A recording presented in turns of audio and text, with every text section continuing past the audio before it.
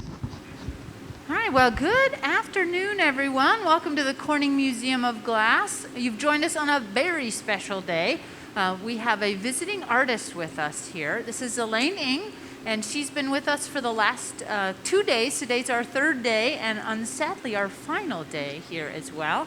But we're going to introduce a little bit of what we've been doing. We would like to say hello to the online folks as well. We know we're tuning in a live stream, so those of you who are in-house, just to know as well that we are actually projecting this over the airwaves, so you can tune in from anywhere with a lot of our series that we do here online. But we've got a great team in addition, just to introduce them before we get talking about what we're going to be doing. This is Chris Rochelle. He's going to be our master gaffer for this particular piece.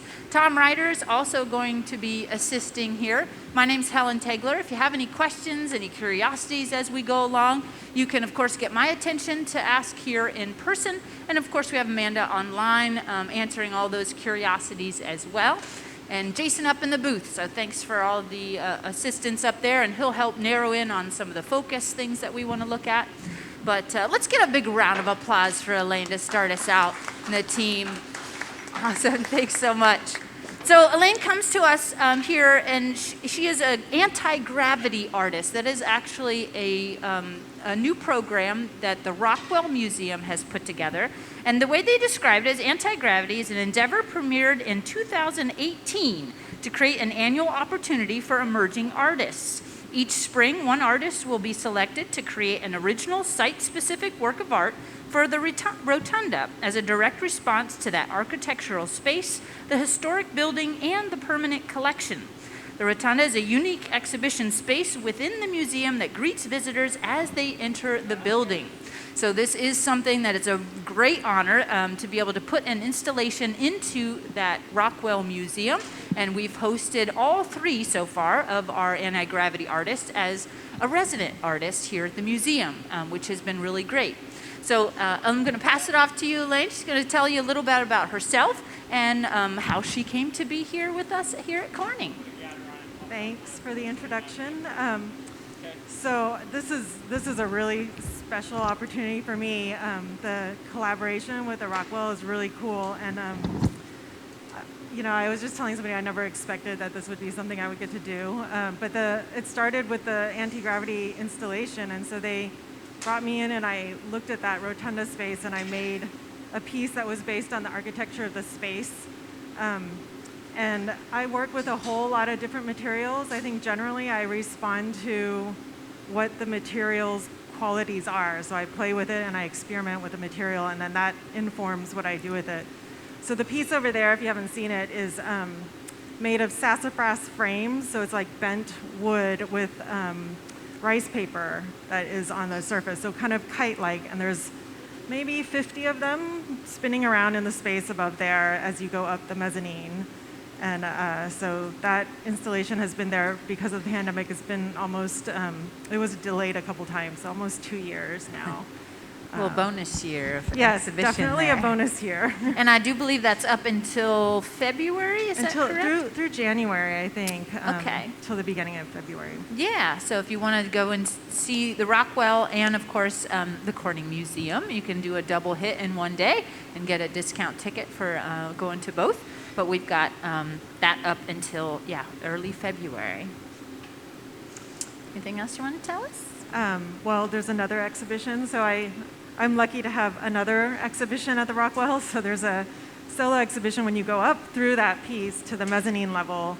There's an exhibition called Fingerprints of Place, Fingerprints of Place Taiwan. So it's based on some research that started, I guess, about 4 years ago. I was a Fulbright researcher in Taiwan, and I started looking at materials and patterns that were defining the place. And there's a lot of environmental degradation from the rain and from the environment. It's a tropical environment. And so they were exposing different patterns through all of the different places that I went. And so I started taking pictures of those, and I think it's related a lot to what I'm doing here too, which is working with a bunch of different patterns as a way of just thinking through what patterns where they might take us. Yeah. And one of the fantastic things about this short residency is that it's never a glass person. So bringing someone in that has no experience with glass. Now I will say we had quite a few conversations before Elaine actually arrived, and she did a ton of research, found all kinds of inspirational images for different artists that started the conversations and such. So she did not come into this completely blind, but you'd never had an opportunity to work with glass. So that's always a bit of a fun challenge for our team as well, kind of getting the ideas across, getting that communication, trying to find what we can use as the material that we're very familiar with, but to bring her up to speed with some of the possibilities of the material, which are of course unlimited, so very difficult to squeeze into 3 days. But it's been a lot of fun, really kind of figuring out where we could use the glass as just yet another communication tool for you to bring in some of those ideas. So we're working on one particular piece for our demonstration here today, so we'll talk you through a little bit of that as well.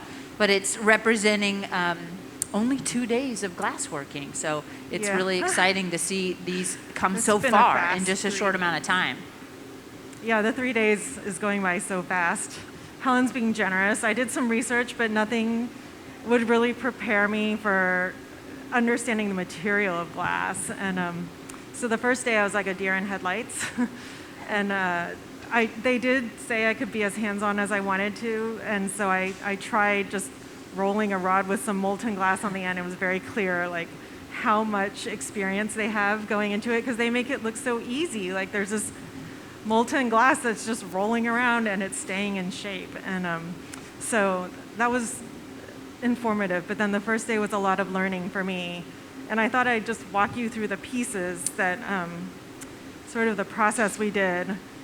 And I think probably this went really fast too, because Helen and Chris they're so good in working with this material that they were able to like take me through everything very quickly. So let's see, we started off, I knew I wanted to work with patterns, so like lines, thin lines, and then maybe cross-hatching them, thinking kind of in the way of fabric and weaving. But I wasn't, because I don't know the material, it's hard to know where to start. And so one of the first things we tried, actually one of the very first things we tried was blowing, I'm going to grab this piece here. They made this flat piece called a rondelle that had, so Helen, you just correct me if I say this wrong. So it was a clear piece of glass, and then we wrapped, they rolled some white cane on it and then wrapped it with white. So that's how we got this pattern, and then splayed it out into the flat piece, and they let it break on the floor, like naturally shatter. And so then I stuck that on some other things and decided we would try something a little different. So we did the same process, but rolled up different colors of gray and greens and whites, and then wrapped that with black cane. And then they blew this into a bubble and squashed it. And I decided the lines were much bigger than I wanted. So we tried, but this led me to start thinking about pulling cane. And so they told me I could do multiple lines within a cane. So it started the same way with one piece and then one color, and then they would pull a long piece of that and then take multiple ones of those, roll them up onto another piece of glass, and then pull that. So yesterday they spent all morning basically making these really long canes from this end to that end. And so it's like a molten rope. And so they pulled all these canes that have lots of different, you can't quite see it because they're so small, but lots of little lines inside. And I started laying those on other bubbles. And so what we have here was the beginning of where we're going today. And that's basically, this cane was laid on top, and then this bubble was blown and stretched out. And it ended up with all these fine little thin lines that I decided were, really the direction I was going was this like thread-like pattern. And so then we tried, so that was day one. And because of glass and the way glass works, I can't really look at it until it's gone through a cooling process. So I wasn't able to look at it until the morning. And so the second day we went through, and I like this, so we continued on with that with different colors. So there's this one that has black cane, and this is a green piece with a variation of white and yellows. And then we tried also this one that is red with the black cane and cross-hatched.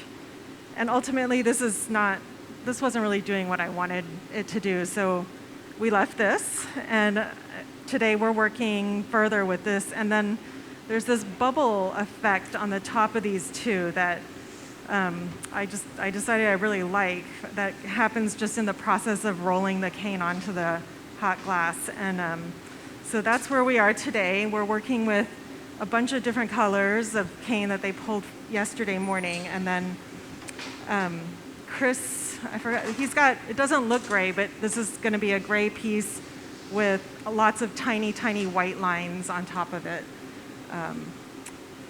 Yeah, so we're just getting started on the foundation. So he's already started by melting a small chunk of that dark gray color onto the end of the blowpipe.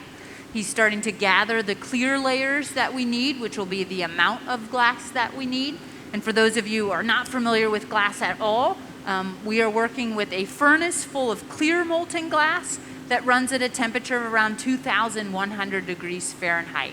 So that very fluid material can be gathered or pulled out of the furnace on the end of those irons, and we just build it up, the amount of layers that we need, and often embed color somewhere in the layering process to give us the colors of glass. So the colors purchased separately, and then we made all the canes, all the long strings. As she mentioned, we spent probably about a third of our time so far has been just making parts, which is also part of the game, that you have to make parts to be able to have those parts to make the pieces. So even the first couple of canes that we pulled, using them on a piece, getting that information, figuring out that it wasn't quite thin enough of a line, wasn't really giving the graphic nature that she wanted, we were able to use those same canes to do a repull. So gathered again, using the same fat canes to pull thinner canes, and that's where we get all those really beautiful thin lines on the pieces. So a lot of great advancement and some fun discoveries with the bubbles and things that are coming together. So for this piece that we're doing here, Chris has got the glass. He's got all the amount that he needs. He just needs to get it into the shape for us to do the pickup. So over on this side, we've got Tom preparing those canes. Now, in order to get glass to stick to glass, they have to be warm. Both things need to be warm. So we've got a plate here, and it is a ceramic plate. We've got all these very thin cane that are actually made from multiple cane. So there's the same kind of multiple striations, each one of those little lines. And that's great work on that, Jason. Great. Just getting right in there. It might be really hard to see because we can barely see those subtle lines. But once that little patch is placed onto the surface of the bubble and melted in and starts to refract the light and move through the depths of the clear and bouncing off that dark gray in the backdrop, those will really come out and I think be subtle, but present. I like subtle. Yeah, you like subtle, exactly. We've gotten some really beautiful work. subtle effects. Yeah, we have a question online about is this piece going to be roughly the same size as the ones in front of us, or are we looking for a different scale? Yeah, so I think we're going to work for kind of the medium range size, right? Yep. Yeah. But I think we're getting ready for that pickup here, so we want to maybe focus in on this side bench. We've got him pre-warmed. He's got a nice warm bubble, and they faked us out. Just a size check. All right, I just want to make sure we weren't going to miss it.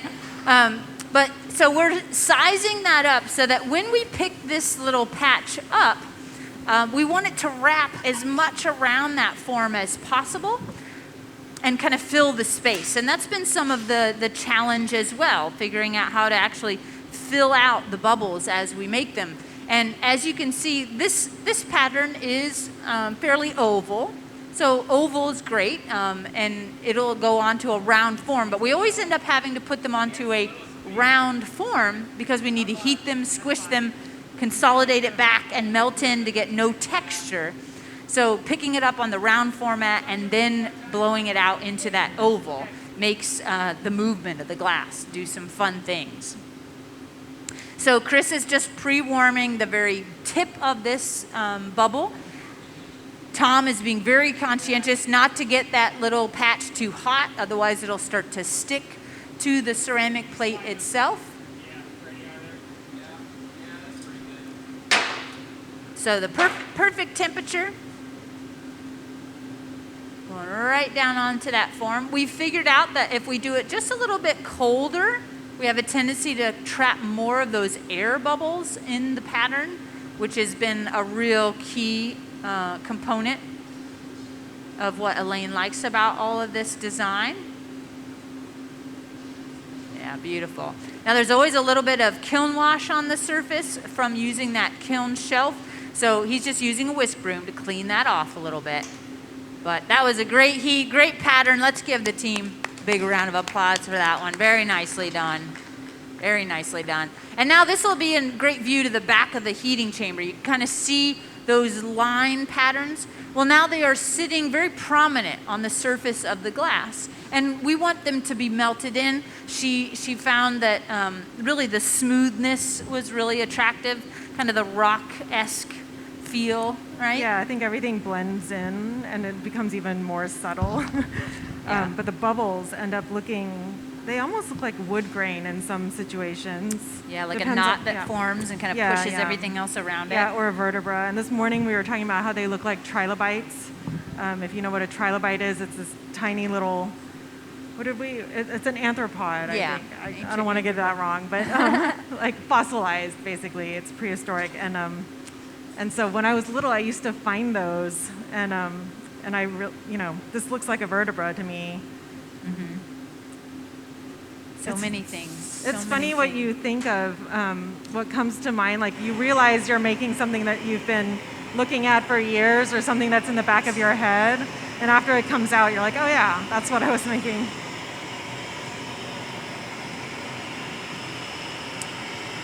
So now that Chris has that pattern, it's all about kind of slow heating, getting those cane to melt in.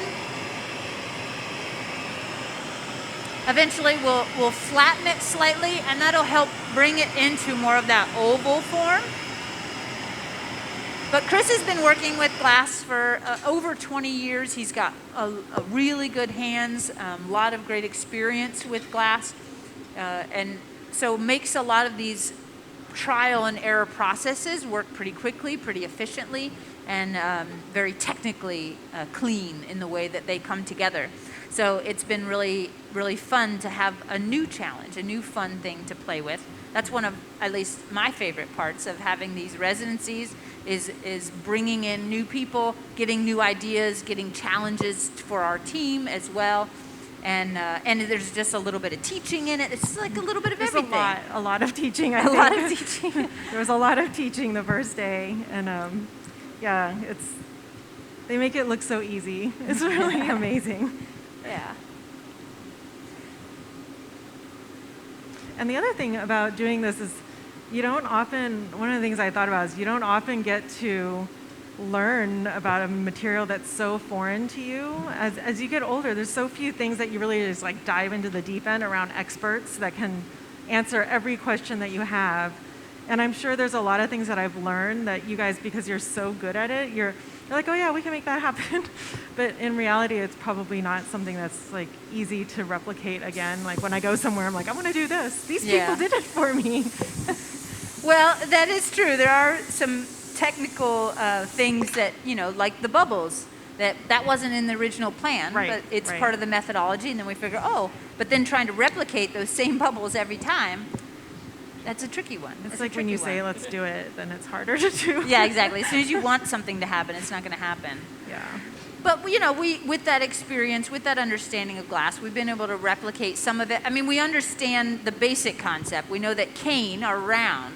And when you put round things next to each other, they're going to leave a negative space. So as you close over top of that negative space with a bubble, well, it's going to trap little air bubbles inside of that little negative space. So if you do other cane work, you kind of do it in a way that you leave the ends a little open so you can squeeze the air out of it and force the air out of that little space. But by approaching this, going down on top of it, kind of encapsulating the cane a little bit, then you can kind of seal the ends, trap that air bubble, and just through sheer heat, air doesn't like to stay in lines, it likes to accumulate. So by getting this really hot and accumulating it back together, then that bubble is going to shrink and turn into a central bubble. Some of them we found some little edge bubbles and things that are happening as well. Earlier, there's not a piece out, but earlier today, because there was this bubble, I thought, oh, I wonder if I can fill that bubble. And so we tried to put little pieces of glass in between for color. And it actually made more of a spine, but then it also pushed little bubbles out to the edge. So one of the pieces in the annealing kiln has got two lines of bubbles, and I forgot about that actually. Yeah, I know, we've gotten so much, an oven full of stuff to look at tomorrow. Yeah. So Chris has got this worked in pretty tightly now. He's got it smoothed out. I'm not seeing much texture. He is using a wooden block to help him do that. Wood is a great shaping tool for glass, and especially when it's wet. We want to use wet wood when we're working with really hot glass. That way it creates a layer of steam, keeps things from sticking, dragging, and leaving wood ash on the surface of our glass. Now, if we did use a wet wooden product later in the process, when the glass is blown out and really thin, that could end up thermally shocking and cracking the glass.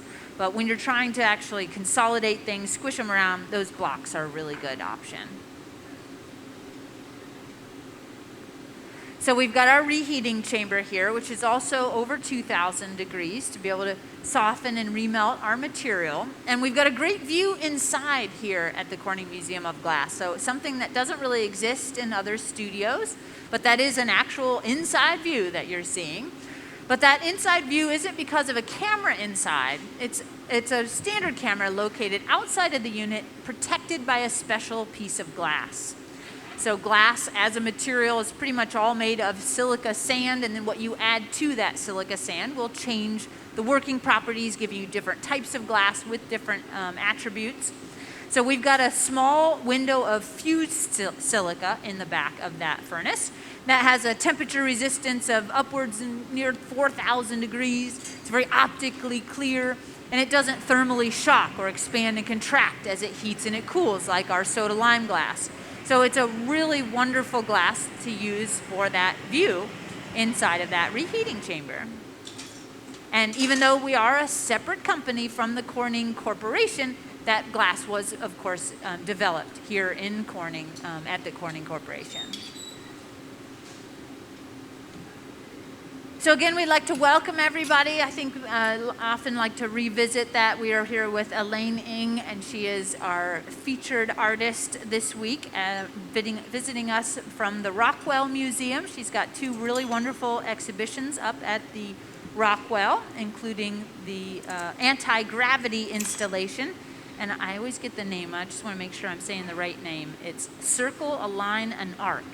So really beautiful cloud-like structures made of rice paper and bamboo and some other... Sassafras. Sassafras. Yeah, the large pieces had to be sassafras because the bamboo wouldn't hold it. Oh, so some nice. of them are 5 feet long. Nice. Yeah. And so, go ahead. The title, A Circle, a Line, and Arc, basically came from me I made an architectural model of the space before I started, which is what I do for almost every exhibition, just to get a sense of the scale. And then as I was doing that, I realized this rotunda had no circles in it. It was all, like the circle was all lines and arcs everywhere. And so that's basically where the piece shapes came from. Okay. Fragments. Awesome. Sure. So we've got this all melted in, but now we want to do the little flattening. So Elaine's got to make some decisions, which direction she wants to squish it. Some of them we have done the long way, some have done the short way. Just kind of depends. That looks like it's got some fun meandering bubbles around the... It's got two lines. Ooh, that is really interesting. Yeah, this one has like meandering bubbles and 2 lines around the edges. It's a little rounder than the other ones we've been doing, so it looks cool. So in order to get this more rock-like oval shape, we're just coaxing it along with a little bit of cork paddles. So these are just blocks of cork. Chris will get this just warm enough to reshape it slightly, give it a little squish, and then he'll use centrifugal force, heat, gravity to really lengthen out that oval shape. So one of the things that Elaine mentioned, that we had kind of a year delay. We were expecting you the prior year. And so some of the first designs and things that we had been looking at involved some of the work that she had done that had rocks involved in. So it's been fun to kind of see some of that other language and communication that she's done in past work, using that as the communication for canvas. Yeah, you know those rocks, I think, that I'm not sure which picture you might be remembering, but they were kind of like ceramic punctuations with glaze on them. Yeah, maybe. They're actually tiny. They're about this big. Oh, really? How Yeah. funny. And but they were done with liquid clay, so slip. Oh, cool. And so I was dropping them. They were, what was left over when I was doing some longer pieces, and I started playing with like the dripping of the slip. Oh, that's so funny, because never seeing them in person. Do you want another Yeah, door? you would think they were bigger. I envisioned them to be about the same scale that we're working on, or maybe a little smaller, No, like they're a couple tiny, inches. and they sat on a thread shelf. Oh my goodness, Yeah, a thread so shelf. a tiny thread shelf. Well, I totally misread that one then. But I just remember that imagery and us talking about Yeah. maybe using that same kind of shape Yeah. translating into the glass. And I think that is some of the other challenges when we first were talking, even when you arose. We had all these concepts of the linear quality, but you need to put it onto something. So having to decide what to put that Right. illustration on, and not being much of attracted to the vessel shape, this is kind of the end result that we came up with. So here we've got a little gravity, a little centrifugal force. Every little move Chris does is really translating into that material. So this really shows off his experience and understanding of how the material will move, setting up just the right heat settings, the right thicknesses. So many things go into the final product, and so many stages to get to a final product, that you really need to know what you're making to start to get to that end. Now, I'm not talking the experimental side of coming up with it, but to actually make an object, you do need to kind of have a good idea of that progress, that process. Which and be able sometimes to is take really those steps. hard. I mean, that's one of the harder things about coming into a material you don't know anything about, Yeah. because I don't often, or I'm not very good at thinking like, oh, I want to make this, drawing it out and making that exact thing. Yeah. It's often I experiment. I mean, that's usually how I start, but then I experiment just like this, and as you go, the material, the things you learn dictate what you end up making. I tend to work a lot like that too. Not being a strong illustrator myself, my brain doesn't work that way to put it on paper first. So using a material, whether it's glass or clay or something else, just the relationships, setting things next to each other, playing around with their effects. I often sketch in glass, which is not the cheapest way to approach design. Yeah, I feel actually, like I sketch in but you learn a 3D. lot in Yeah, that you have in to that move discovery. things in the space. I think so much about our relationship to the space we're in and the objects around us. You know, some of this is, I guess I'm playing with a lot of optical things because my father is an architect, and my mother is a great gardener, and I grew up in this house where they had like all these spaces that you would move through, and I think it really influences the way I think about how you approach even a piece, not just the space, but like what do you see when you're far, far away from it versus is there something to discover when you get up really close to it? Absolutely. It's lovely.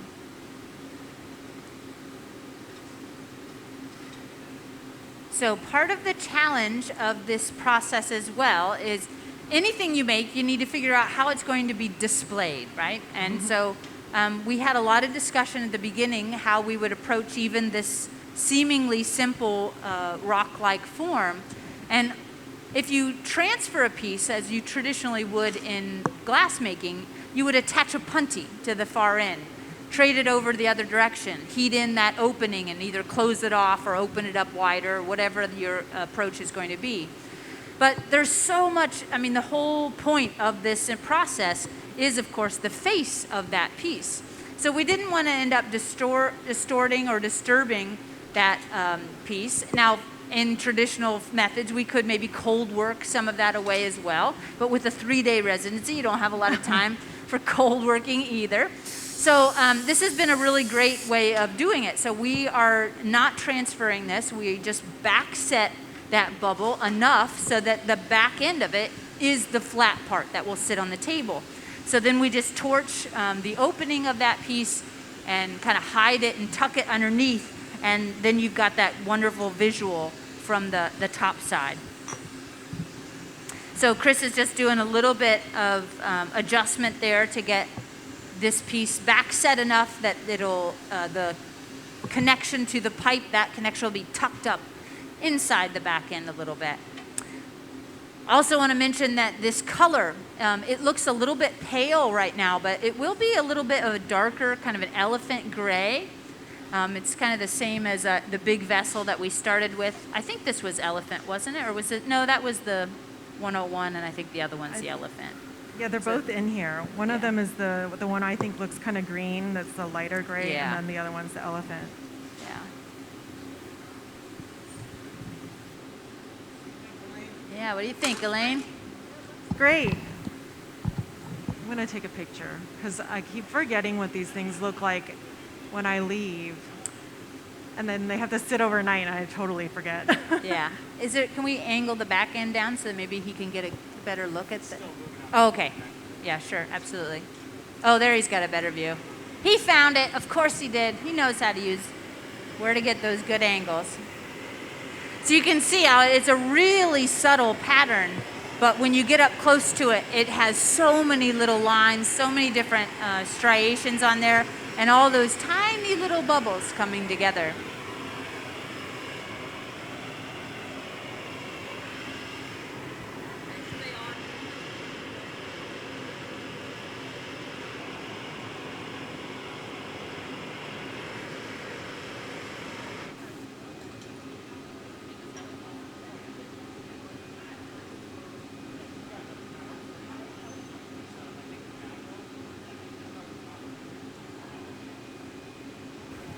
All right, so the final stage of this and every glass piece that we make is, of course, the slow cooling of that object. So we're going to go and put this into our annealing oven and let it cool slowly overnight. And then we're going to make one more. So we got 2 patterns that we've laid out. So we'll do another version with a slightly different pattern, different colors, slightly different shape.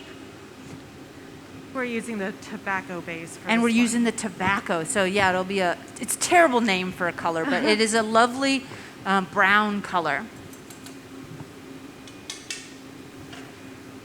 So now that it's broken off the back end, we're going to go ahead and clean it up. And then we'll put that away into our annealing oven for that slow cooling process. Oh, I guess I should have gotten you the other door. So many rocks. I love it. All right, let's give it up for Chris, Elaine, and Tom. That was lovely. First of 2 pieces that we're going to be doing here today. So the process will be very similar, but we've got some different patterns, and that's really the fun. That first one was really, really thin. This one's going to be a little bit fatter cane, right? Yes, fatter cane, and the other one was really thin, lots of little white lines, and this one is, let's see, it's neutral grau and champagne. So it's this kind of greeny gray with a light yellow on top of the tobacco, that like caramelly brown yellow color. Caramel would have been a much better Yes, term. caramel would be better. Yeah, the tobacco is really an interesting color too, because if it's on the surface, it'll reduce, it'll end up going metallic and looking kind of bronzy. But when you encase it and you trap it inside of layers of clear glass, you end up getting this really beautiful light brown. Are you ready for this to be transferred over?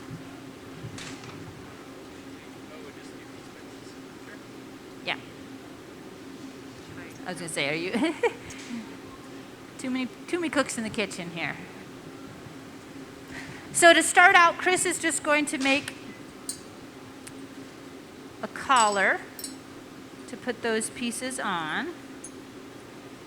Actually, while you guys are transferring, I'll go ahead and get that color started for Chris. Oh, okay.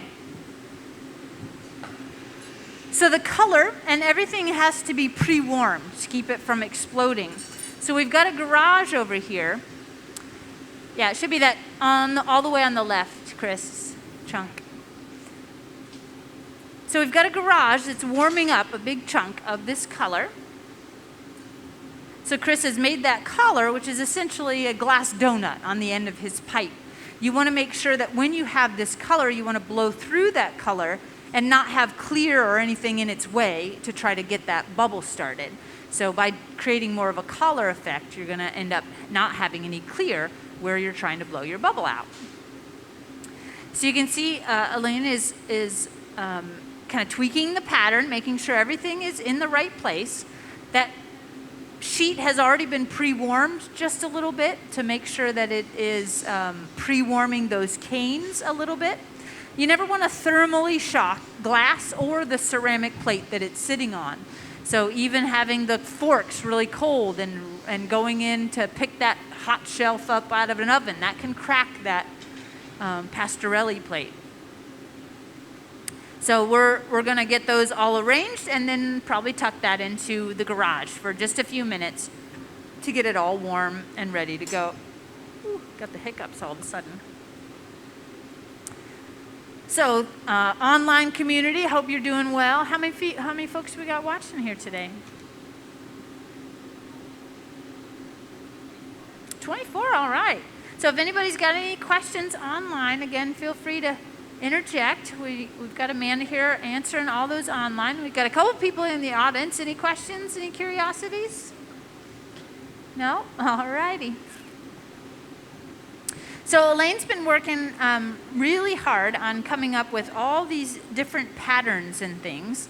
And so we can talk a little bit more about the cane process and how we came to do that. So cane as a material, it's a really popular thing in glassmaking, actually. And a lot of people gravitate towards it, spend their whole career working with cane. It is a very ancient technique as well. So there is just decades and decades and decades of inspiration.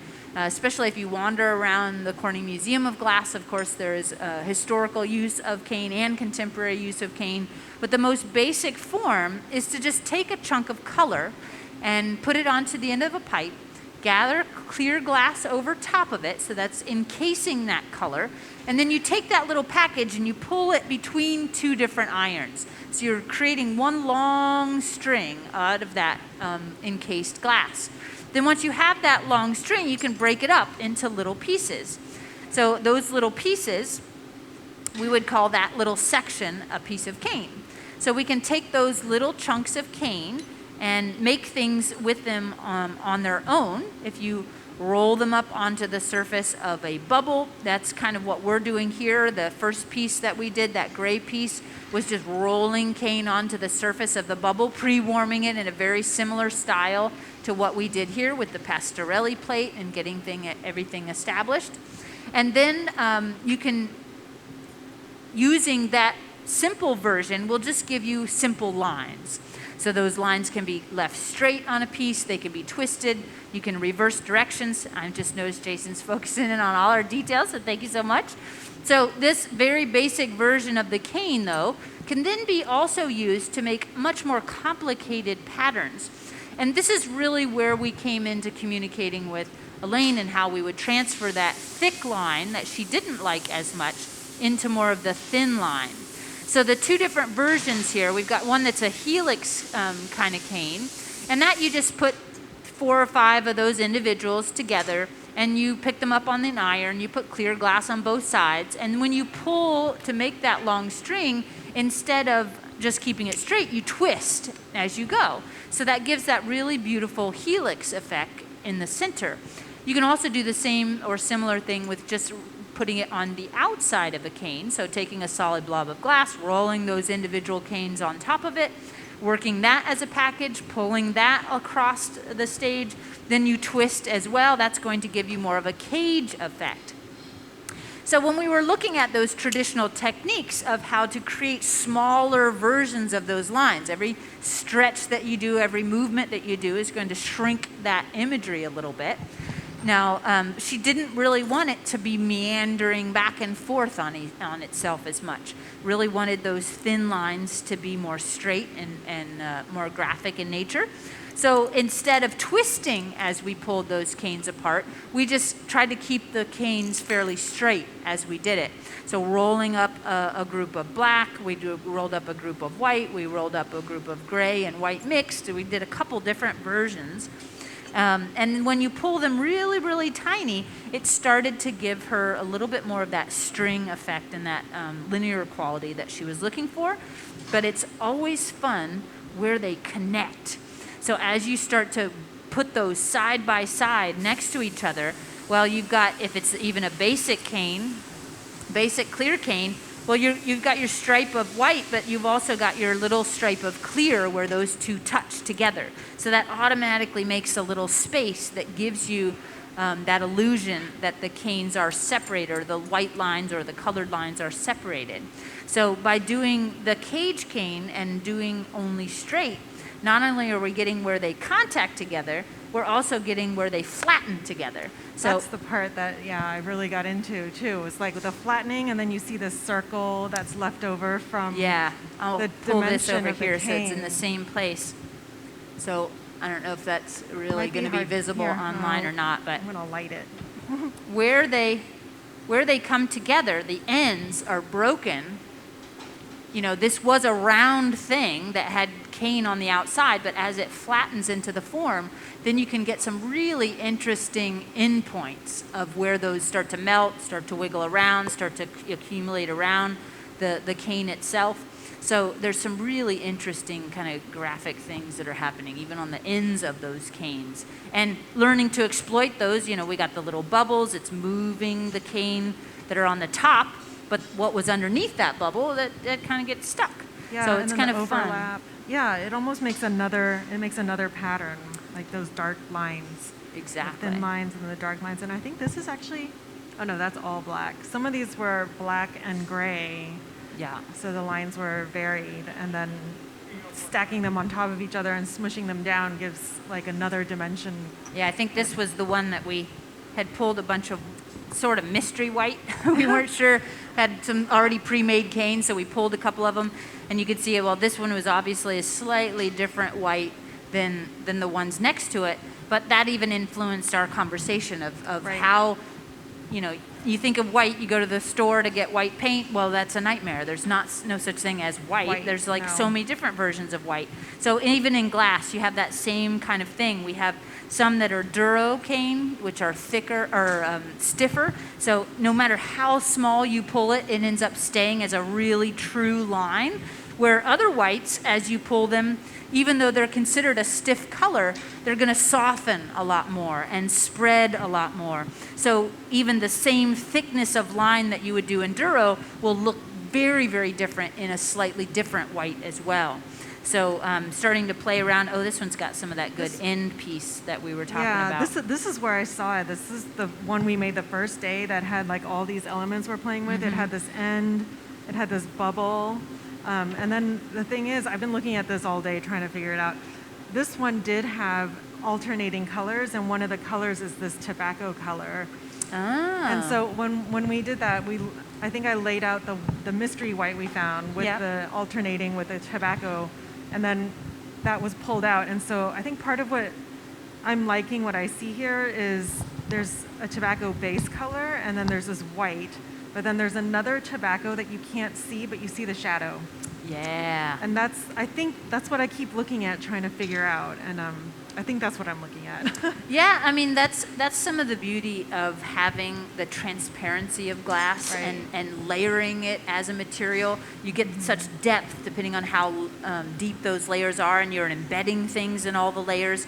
So, yeah, there's so many potential interesting things that can happen. And in some ways, this bubble is kind of a hot mess, right? It's got like the bubbles that formed, it's got the canes that were different colors and everything, but what a lovely discovery, you know. Yeah, it's got everything I'm aiming for. Like, I keep trying to find what it is without knowing what, like, having studied this enough. Right.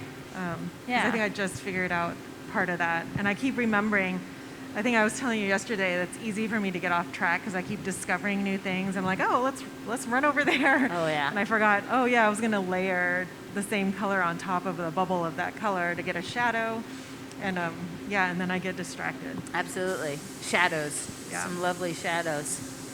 So it looks like we're getting kind of close to getting our pickup ready here. So Tom has heated that in. You can already see it starting to change color a little bit. When the glass is hot, it glows just a little bit. So when he's heating those canes, he's not only looking for a little bit of a glow, he's also looking at the very edge. We talked about how these edges kind of soften and flatten and squish around. Well, when you cut a cane, it's going to be really crisp and sharp. But as you're heating it, the edges will start to round up. So even as he's heating, he's kind of using those visual cues to help him with the timing of how long to be in the oven, how long to melt it, and try not to over melt it so it doesn't stick to the sheet that we're playing with. So Chris has got a really nice wide flat bubble now, using that tobacco glass. So again, this will be kind of a caramel color with some of the paler kind of khaki and whites on the surface. I do believe this was cane that were multi-colors as well.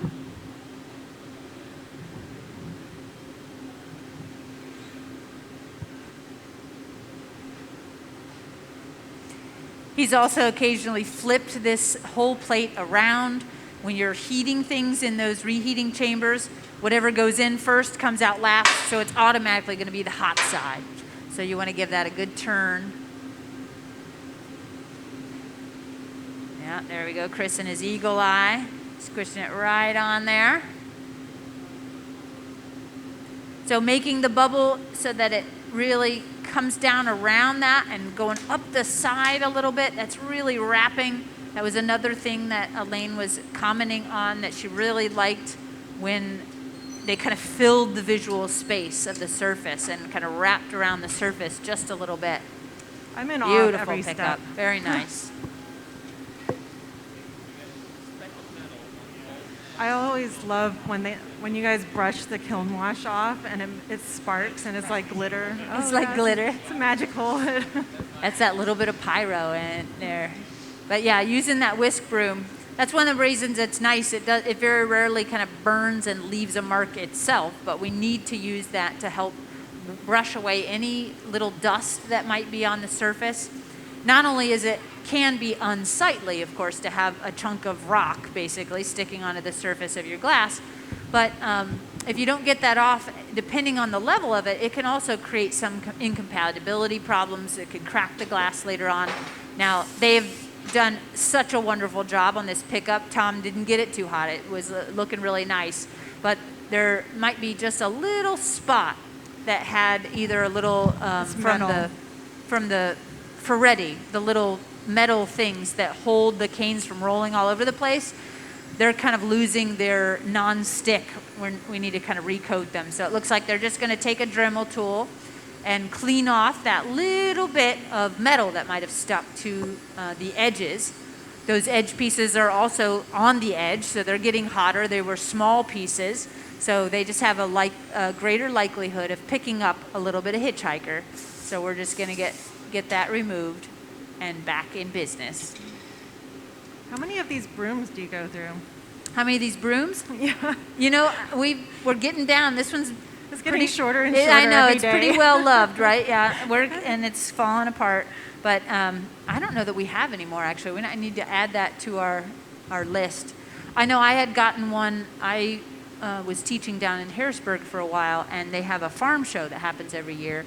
And I went in for the farm show, and there was a broom maker there. And they had these little pot scrubbers that had really long handles. So I just had them re-sew it a little tighter to make it so that you didn't pull the little individual pieces out and got a really nice handmade broom.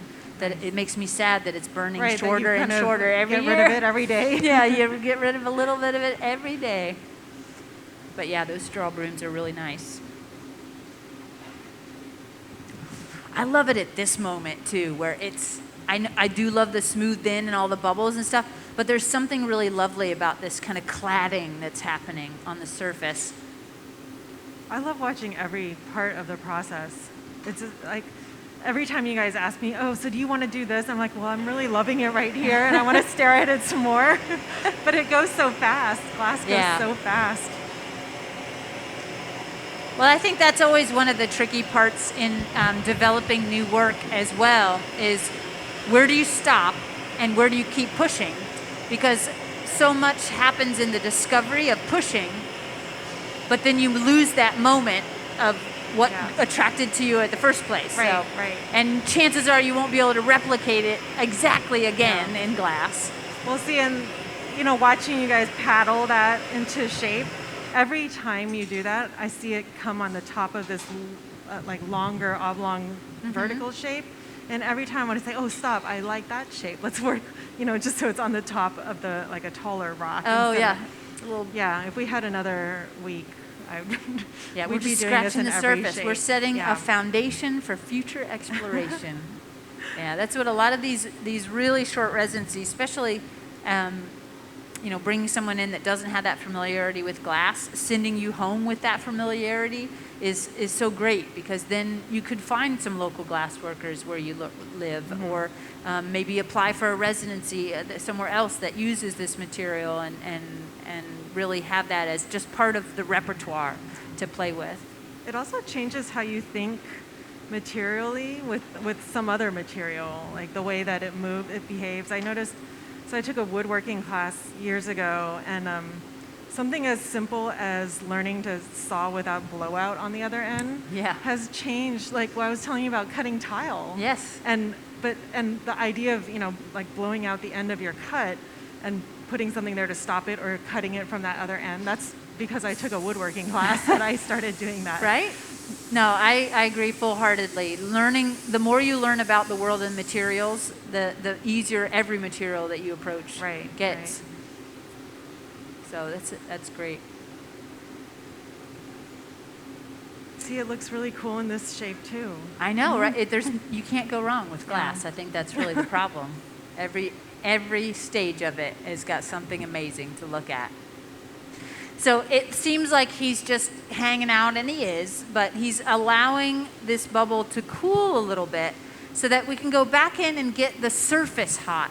Sometimes if you think of a bubble as having an internal and an external, we often try to keep an internal heat in our objects as we're working. That way everything keeps moving, keeps flowing, and you can reheat things quicker and easier. You never really lose that core heat, is what we call it.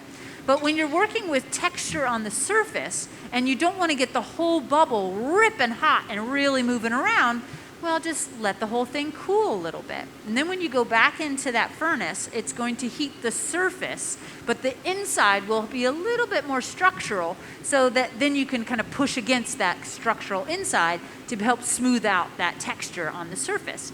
So that is one of those little tricks, just like learning how to cut and not blow out the end of a tile or a piece of wood.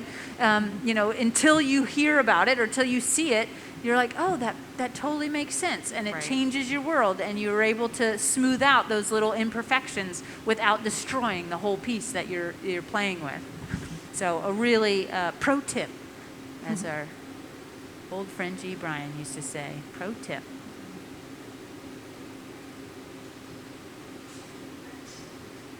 So you can see how slowly Chris is turning as well. We often, you get excited, you start turning a little too fast. Well, that's going to start winging glass away from center as you work. So even the speed in which you turn makes drastic changes in the material as you play with it.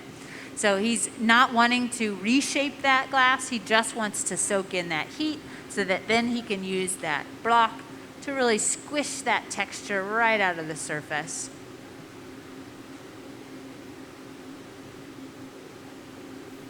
And and we get those same kind of sparkles and glitter coming off of our wooden blocks as well.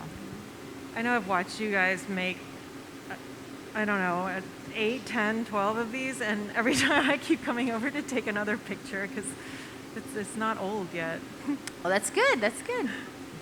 Well, I have found in one thing working with the museum, traveling the world, doing demonstrations all over the world, it is the best babysitter, and it is for all ages. Everybody loves to just come and sit and watch for hours because there's always something new. There's always something exciting. There's always some action.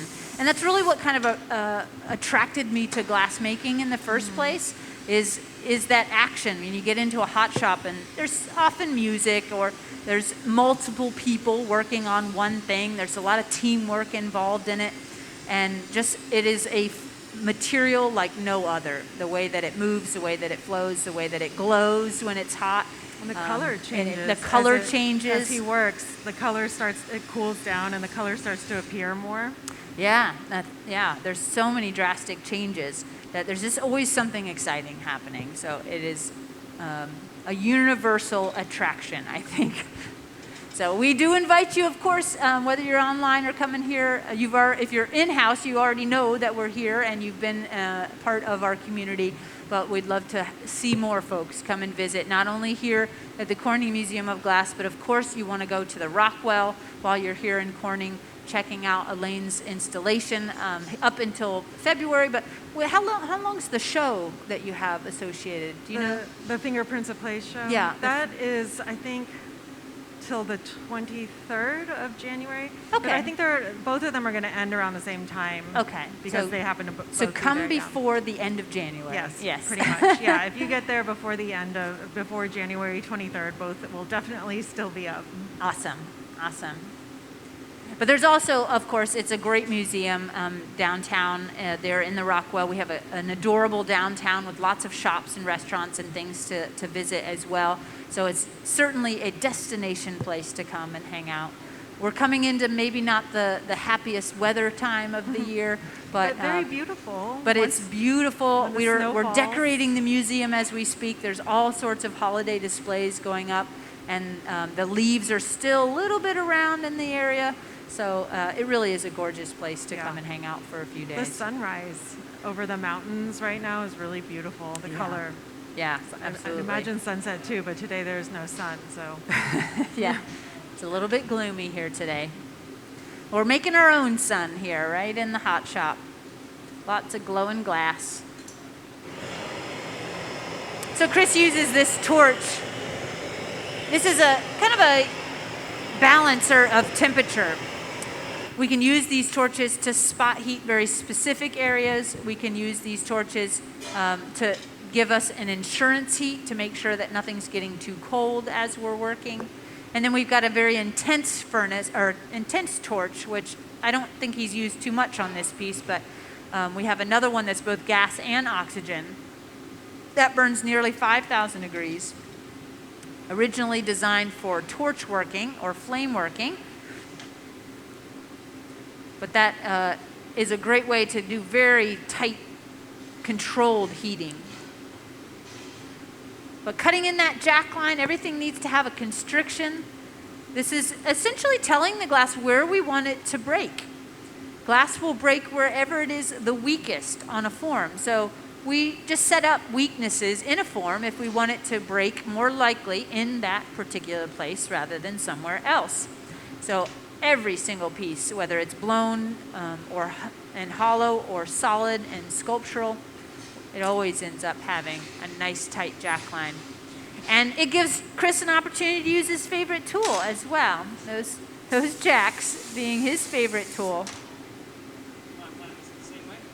Yes. That one's gotten some really that's fun got some bubbles really- too. It almost yeah. has like a circle in the middle. That's a whole different animal. It's a whole different. This is a special trilobite, this one. I love it. I've already forgotten what color we did. This was the dark gray with white, maybe? Yeah. Dark gray. Oh, very, very thin white pieces. I think that's what this was. All right, so we're going to give it a little squisharoo here with our cork. That'll just start that oval shape, but then Chris again uses more centrifugal force, heat, gravity to really draw this out. Now the addition of the cane on the surface, oh, you can see those bubbles really showing off in the camera right now. That looks so But cool. even those canes and the way that they're laid out, that can also influence. You can already see how it's naturally going just a little bit oval to begin with. Those bubbles look like gold. Yeah, that brown color gives it some really nice.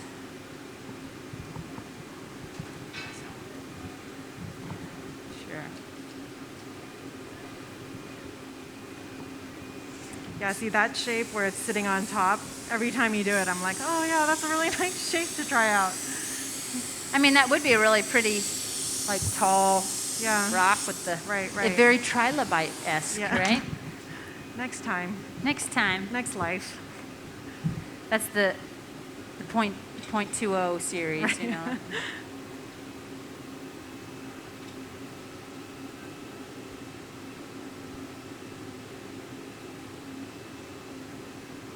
So now that we've got it coaxed into a little bit more of an oval, you can just heat that up and kind of How's that squish it bread out. look?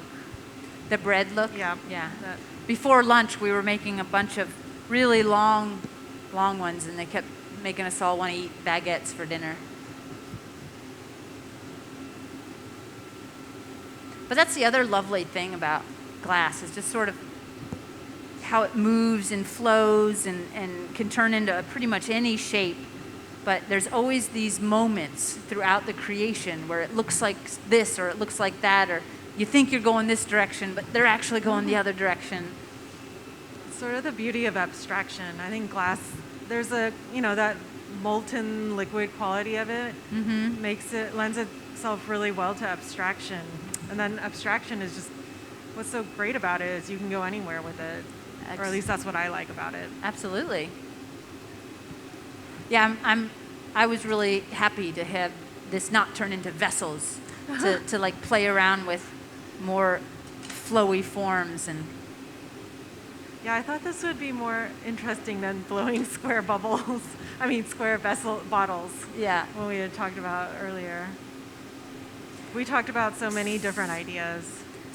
there's so many possibilities in glass, and it's really fun to hear some of the future projects that you're hoping to kind of delve into. So even, yeah, it was hard to narrow it down. That was I think the hardest part of the residency is narrowing it down to what you can actually get. But we had talked about maybe making some bottles for you, some cloches, some other components, even some tubing. So you've got a lot of potential future artwork. Well, it sounds technically, like, we which is made a great. lot of tubes of color. Yeah. Like the lines. I think when I saw that piece come out, this one, I kind of knew we were going to be down this That's rabbit where hole we're going to with go, it. that rabbit hole? Yeah. There's just too many options then with colors. Yeah. Especially not knowing the behavior of the material. It just makes me experiment more. Absolutely. Well, it's certainly been a lot of fun experimenting with you over the last couple days. So there he goes. Final little back set. That's tucking that cut mark up inside the bottom of it so that then it doesn't have, it'll kind of sit and hide that connection point. And yes, that's a butter knife he's chipping away with. That's just a On his nice loaf little of tool bread. to get in tight. Every glass blower has at least one butter knife, maybe multiples. But lovely. Yeah, the bubbles on that one really Yeah. double bubble. But I like how it's singular and then goes to the double and then goes back to the singular.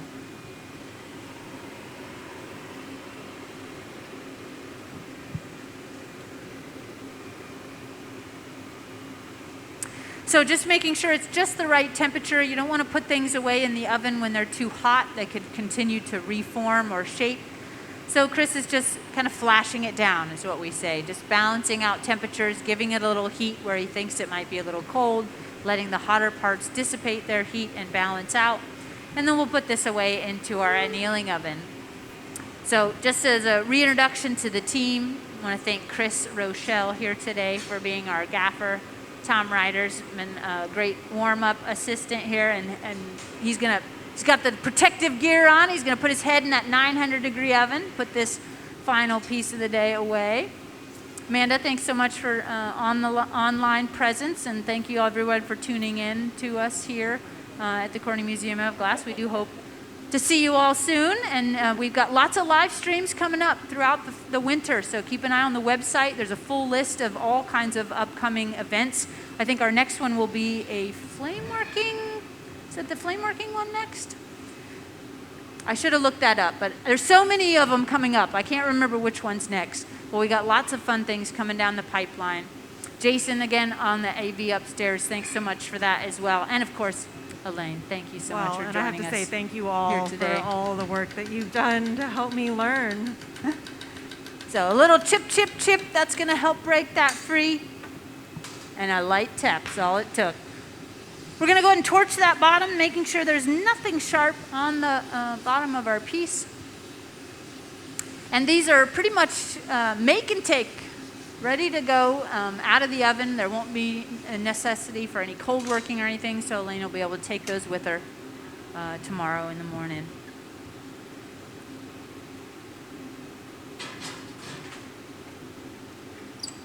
All right, let's get a big round of applause for the team. Very nice. Thank you all. Thanks for all the inspiration this week, Elaine. We really appreciate it. Anything else you'd like to say to your public before we let them go? No, I just want to say thank you. It's been such a pleasure and such a special thing to do. I feel so lucky to be able to do this. Oh, it's been a pleasure to have you here as well. Absolutely. But hopefully tune in next time. Thanks so much, folks, and we'll see you soon.